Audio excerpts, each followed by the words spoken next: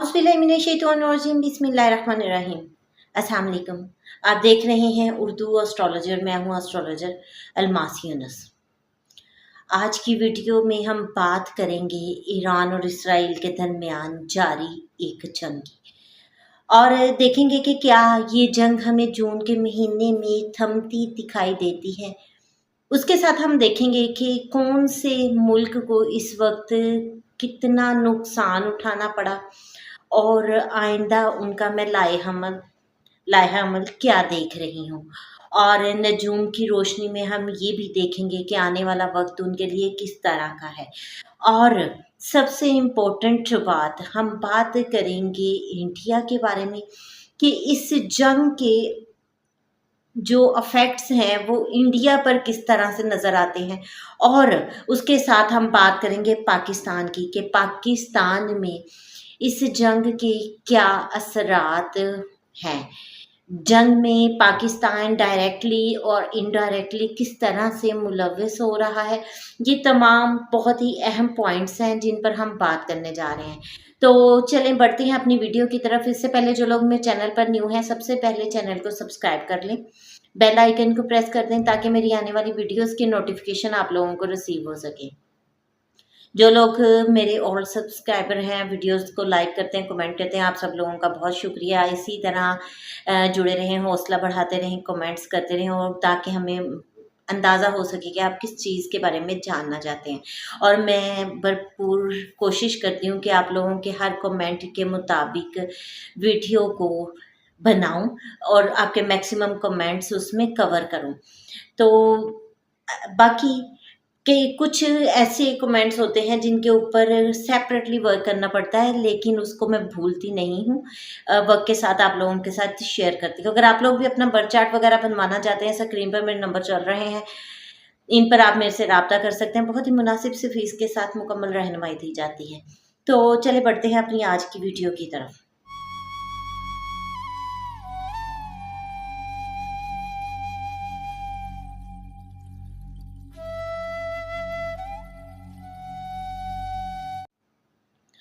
सबसे पहले हम बात करेंगे ईरान और इसराइल के दरमियान जारी जंग की।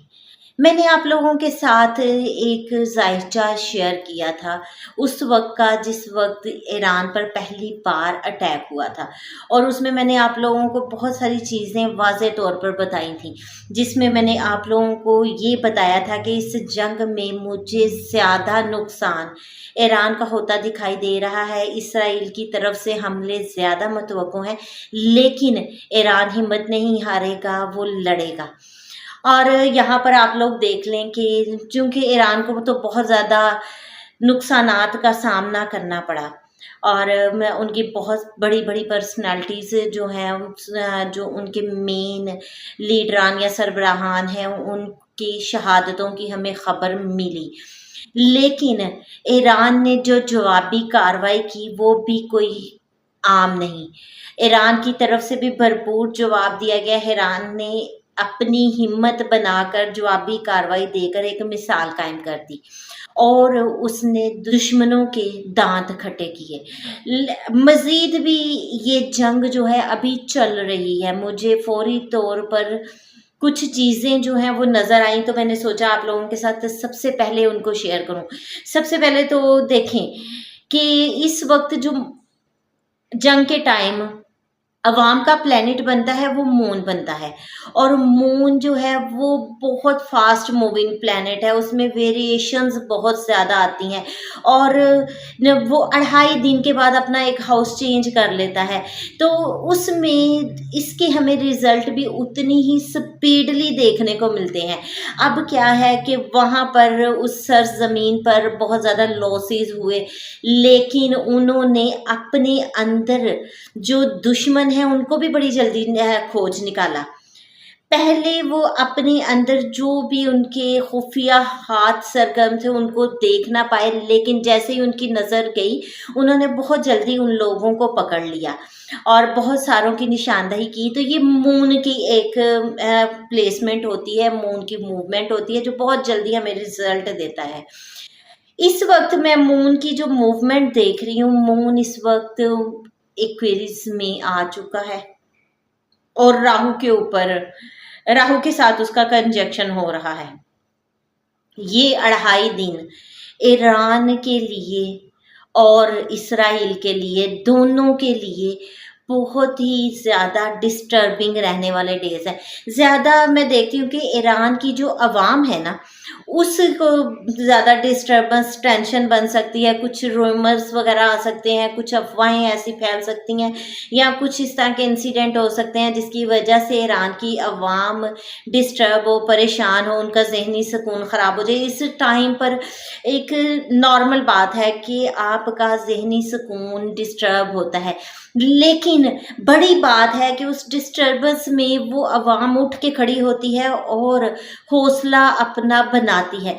यहाँ इन 2.5 दिनों में ईरान की अवाम थोड़ा सा मुझे उनका हौसला डाउन होता दिखाई देता है, लेकिन हार मानते नहीं दिखाई देते। ये दोनों चीज़ें गौर कीजिएगा। वो थोड़े परेशान ज़्यादा हो सकते हैं, ईरान की सरजमीन पर कुछ ऐसे इवेंट हो सकते हैं जो कि परेशान कुन हो। लेकिन अगर मैं दूसरी तरफ देखती हूँ इसराइल की, तो इसराइल में ये टेंशन मुझे उनके जो आला ओहदेदारान हैं या एलीट पावर्स है उनके, जैसे हम कहते हैं अशराफिया है, तो इन पावर्स को मैं ज़्यादा डिस्टर्ब होते देख रही हूँ। तो ये 2.5 दिन दोनों कंट्रीज़ के लिए बहुत ज़्यादा इम्पोर्टेंट होने वाले हैं। सबसे पहले देखो, छोटी एक जंग नहीं लड़ी ईरान ने। बेशक इसराइल जो है वो बहुत ज़्यादा उसने हमला किया, लेकिन इन हमलों में एक बार इसराइल ने ईरान की कमर तोड़ दी। सबसे बड़ी बात है कि ईरान गिर के दोबारा उठा और उसने जवाबी कार्रवाई की, और जवाबी कार्रवाई में ईरान ने इसराइल की बहुत बड़ी प्लेसेस को निशाना बनाया। जो मेरे पास इतलात हैं उनमें अगर बात की जाए तो सबसे पहले तो देखें कि ईरान ने IDF से मुंसलिक जो उनका एक नुमाया साइंसी मरकज़ है, विज़मेन इंस्टीट्यूट, उसको तबाह किया। उसके अलावा हीफा ऑयल रिफाइनरी तबाह की, हीफा पावर प्लांट को तबाह किया, राफेल असला साज फैक्ट्री को तबाह किया, न्यू एटम एयरबेस पर कामयाब हमला किया, एयरबेस पर हमला किया, बनी पार्क तिल अबीब में कई इमारतों को निशाना बनाया, हीफा में तैनात एरो 3 एयर डिफेंस सिस्टम को तबाह किया, आयरन डोम जो है उसकी सिक्योरिटी को रोकना और फिर इन हमलों करना एक बहुत बड़ी कामयाबी है। और इसराइल जो है उसका ये ट्रांजिट उसकी फेवर में नहीं है, ठीक है। इसराइल यहाँ पर ऐसे एक्ट करेगा जिसकी वजह से वो एक लंबी मुशक्क़त में पड़ेगा, जिसकी प्रेडिक्शन मैं ऑलरेडी आप लोगों को दे चुकी हूँ। अच्छा, अब बात ये आती है कि क्या ये जंग ईरान और इसराइल की है, या इस जंग की लपेट में पूरी दुनिया आ रही है, और कौन कौन से कंट्रीज़ जो है इस जंग की लपेट में आ रहे हैं। सबसे पहले इस चीज़ को देखें। आप लोगों के साथ मैंने 29 मार्च को ज़हल का जो ट्रांजिट हुआ था वो मैंने शेयर किया था, और 2.5 साल पाकिस्तान के मैंने बताए थे, जिसमें मैंने बताया था कि पाकिस्तान के खुफिया दुश्मन इस वक्त एक्टिव होंगे और पाकिस्तान की स्टेबिलिटी के लिए ये बहुत बड़ा ख़तरा होंगे। अब पाकिस्तान पर इंडिया की तरफ से हमला किया गया और उसकी जो पुश्तपनाही कर रहा था वो इसराइल और अमेरिका डेफिनेटली कर रहे थे। कोई बंदा इससे जो है अनअवेयर नहीं है, लेकिन पाकिस्तान के ऑन दी स्पॉट जवाबी कार्रवाई की वजह से उनको बहुत बड़ी मात का सामना करना पड़ा। पाकिस्तान की कुछ प्लानिटरी पोजीशन जो है इसकी फेवर में थी, तो पाकिस्तान से एक भरपूर जवाबी कार्रवाई हुई, जबकि इस वक्त इंडिया जो है, इंडिया को समझना चाहिए था कि उनकी प्लानिटरी पोजीशन उनकी फेवर में नहीं है। उनके 4th हाउस में केतु का ट्रांजिट है। 4th हाउस आपकी सरजमीन का है, आपकी जो अवाम का है, तो वहाँ पर उनको डिस्टर्बेंस نظر آتی ہے. وہ لوگ ڈسٹرب ہوں گے، ان کے لیے پریشانیاں بنے گی، اور ان کی سرزمین پر بڑے بڑے مسائل آئیں گے جس کو میں ضرور ایکسپلین کروں گی. اب اسی ٹرانزٹ کو آپ دیکھیں، مارس کا سیم ٹرانزٹ ہوا، مارس کیتو کے ساتھ ایک ہی گھر میں بیٹھا ہے. انڈیا کے لیے سب سے بڑا مسئلہ کیا بنا؟ جو ان کے ایجنٹ ایران میں تھے، ایران نے ان کو کھوج نکالا، اور یہاں پر ایران کی عوام بھارتی عوام کا راستہ بند کرے گی، یعنی کہ بھارت کو ایران کی زمین پر کٹ لگائے گی. ایران کی طرف سے اس کی لیے پابندیاں ہو سکتی ہیں، کچھ معاہدات چینج ہو سکتے ہیں. ڈیفینیٹلی ایران ایسا ایکشن کرے گا جو کہ ایک دفعہ بھارت کو ہی لا کر رکھ دے گا. اور بھارت کے ساتھ یہ ایونٹ بارہا ہو چکے ہیں، لیکن ابھی بھی وہ اپنی ہتھ ڈرمی پر قائم ہے. میں نے 2024 میں بڑے کلیئر ورڈز میں پرڈکشن دی تھی، جس میں نریندر مودی کے ذائچے کو، انڈیا کے ذائچے کو ایکسپلین کیا تھا اور بتایا تھا کہ یہ کام ہوں گے. انہوں نے ایگزیکٹلی ویسا ہی کیا. اب ایران کی طرف سے انڈیا کے اوپر پابندیاں لگیں گی. اب ہوا کیا ہے اس سارے سین میں؟ جو اسرائیل امریکہ پاکستان کو جنگ کی لپیٹ میں دیکھنا چاہتا تھا، جب وہاں سے بری طرح پسپائی ہوئی تو انہوں نے ایران کا راستہ اپنایا. اب اس سب کو کرنے کا مقصد کیا ہے کہ پاکستان اور چائنا کے یہ ایک پٹی جو ہے، اس کو بری طرح جنگوں میں دھکیل دیا جائے. جس طرح کے امریکہ کی معیشت بری طرح ڈسٹرب ہوئی جب وہ پورا ایریا جنگوں کی لپیٹ میں آیا. اب وہ لوگ یہ چاہتے ہیں کہ پاکستان اور چائنا کو اس کی لپیٹ میں لیا جائے. یہاں پر بے شک دشمن 2.5 سال کچھ نہ کچھ پلاننگ کرتا رہے گا، کہیں نہ کہیں ہمیں دھکیلتا رہے گا، لیکن ہمیں سب سے بڑی سپورٹ اپنے رب کی حاصل ہے، اور انشاءاللہ تعالیٰ اللہ تعالیٰ پاکستان کو، اس کی عوام کو سرخرو کرے. لیکن یہاں پر انڈیا کو بھی بہت زیادہ ڈسٹربنس کا سامنا کرنا پڑے گا.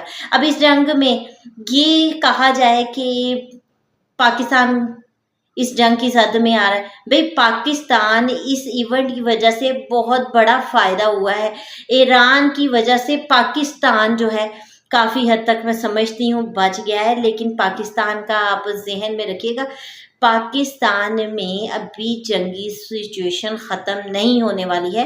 پاکستان میں ابھی حالات ڈسٹرب رہیں گے، لیکن وقت کے ساتھ ساتھ پلانٹری پوزیشن کے فیوریبل ہونے کے ساتھ ساتھ ہمیں بہت ساری چیزوں میں بینیفٹ بھی مل جائے گا. اب بات کرتے ہیں کہ کیا جون میں یہ جنگ رک جائے گی؟ تو میں نے آپ کے ساتھ مارس کا ٹرانزٹ شیئر کیا.